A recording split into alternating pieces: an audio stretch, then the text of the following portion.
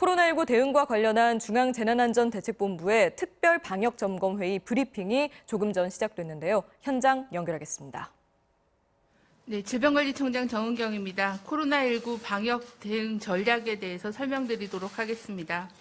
코로나19 국내 상황은 지난해 11월 3차 유행이 시작되어 12월 4주에 정점을 보이고 차츰 감소세를 보였습니다.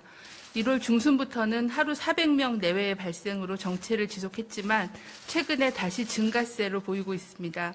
주로 수도권 중심으로 유행이 지속되어 왔으나 최근에는 비수도권 발생 비중이 늘어나면서 전국적으로 확진자가 증가 추세에 있습니다.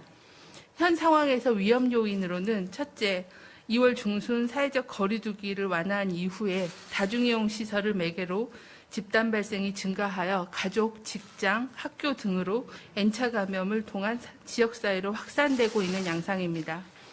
둘째는 3차 유행이 장기간 지속되면서 경증, 무증상 감염자가 지역사회에 누적되어 감염원으로 작용하고 있다고 판단하고 있습니다. 또한 전 세계적으로 확산되고 있는 변이 바이러스의 해외 유입과 국내 집단 감염 사례가 지속적으로 늘어나고 있는 점도 우려되는 상황입니다. 긍정적인 측면은 감염 취약시설에 대한 선제검사와 감염관리 강화, 그리고 예방접종을 시행한 이후에 요양병원과 요양시설 등에서 집단 발생과 위중증 환자가 줄고 사망 비율도 크게 감소하고 있다는 점입니다. 또한 국내에서 개발한 항체 치료제를 60대 이상 경증 환자에게 투약할 수 있게 된 점도 긍정적인 면입니다. 정부는 코로나19 유행을 통제하기 위해서 고위험군 집중관리, 진단검사 효율화, 유증상자에 대한 조기검사, 변이바이러스 확산 차단 및 신속하고 안전한 예방접종의 추진, 항체 치료제 사용을 활성화하는 등을 시행할 계획입니다.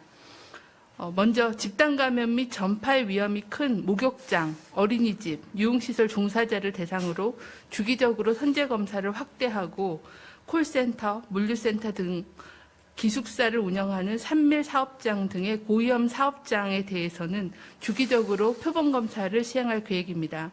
또한 지역별 유행 상황을 고려해서 지자체가 실시하는 선제검사도 확대하겠습니다. 둘째, 진단검사 효율화에 관련해서는 최대 하루 1,550만 건에 대한 검사 역량을 기반으로 거리두기 단계나 주소지, 증상에 관계없이 누구나 보건소 선별진료소에서 검사를 받을 수 있도록 확대 운영하겠습니다. 또한 의사 약사를 통해 검사 의뢰를 받은 경우는 유증상 환자의 경우에는 의료진의 추가적인 진찰 없이 무료로 검사를 받을 수 있도록 하고 입원 환자에 대한 선별검사에 대해서는 건강보험 지원을 확대하여 본인 부담의 비율을 기존의 50%에서 20%로 낮추도록 하여 확대하도록 하겠습니다. 또한 개인이 구매하여 자가검사가 가능한 제품 개발을 지원하고 비강검체를 사용하는 방안도 마련하도록 하겠습니다. 셋째, 유증상자에 대한 검사가 적극적으로 이루어질 수 있도록 검사 의뢰 절차를 간소화하고 처방 전, 안내문 등을 활용하여 검사 의뢰를 할 수 있도록 하겠습니다. 또한 자발적인 검사 분위기 조성을 위해 지자체와 지역의사회, 약사회 등이 함께 협력하는 한편 유행 지역에 대해서는 지자체의 행정명령을 통해 검사를 적극적으로 유도해 나가겠습니다. 넷째, 변이 바이러스 확산 차단을 위해 해외 입국자 등 격리 면제자에 대한 요건 심사를 강화하고 국내 입국 후에 5에서 7일 차에 PCR 중간검사 실시 여부 등 모니터링과 관리를 강화하도록 하겠습니다. 또한 남아공 변이 바이러스의 경우에는 고위험 국가에 대해서는 모든 입국자에 대해 임시생활시설에서 14일간 격리를 한 후에 지역사회에 진입할 수 있도록 하여 사전에 유입을 차단하도록 하겠습니다. 다섯 번째로는 11월 집단면역 목표 달성을 위한 2분기 예방접종 시행 계획을 차질 없이 추진하겠습니다.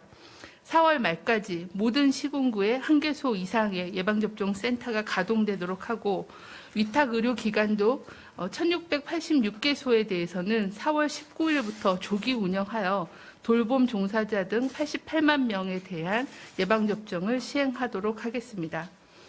최소 잔여형 주사기를 활용하고 백신 폐기량을 최소화해서 철저한 재고 관리를 통해 접종 속도에 따라 백신을 탄력적으로 재배분하여 신속한 예방접종이 이루어질 수 있도록 하겠습니다.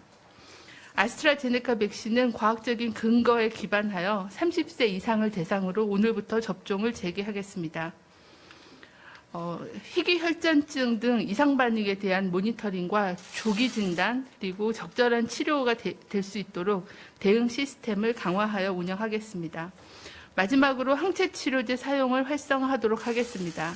항체 치료제가 필요한 신규 환자는 투약이 가능한 감염병 전담병원에 배정하여 신속하게 투약이 진행되도록 하고, 최근에 유럽의약품청 권고를 반영하고 전문가의 자문을 통해서 사용 범위를 확대하여 치료 목적으로 사용을 신청할 시에는 신속하게 승인하여 투약될 수 있도록 관리하겠습니다.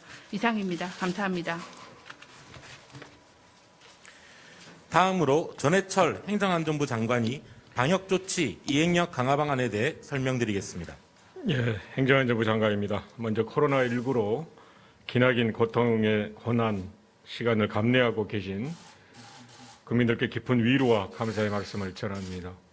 지난 1년 3개월간 국민 한 분 한 분의 헌신과 희생에 힘입어 우리나라는 방역 모범국가가 될 수 있었습니다. 하지만 최근 일부 시설에서 방역수치 위반으로 인한 집단 감염 사례가 끊이지 않고 있습니다. 대다수 국민들께서 힘들게 지켜온 국가 방역체계를 위협하는 행위입니다. 우선 정부는 경찰, 지자체가 참여하는 정부 합동 방역 점검단을 구성하여 유흥시설 등 9개 취약시설의 방역수칙 준수 실태를 집중 점검하겠습니다. 방역수칙 위반 시 무관용 원칙을 적용하여 집합금지, 과태료 부과 등 엄정한 법적 조치를 취할 예정입니다. 아울러 시설별 장관 책임제를 도입하겠습니다. 네, 지금까지 중앙재난안전대책본부의 특별방역점검회의 브리핑을 들으셨습니다. 자세한 내용은 이어지는 MBC 뉴스에서 전해드리도록 하겠습니다.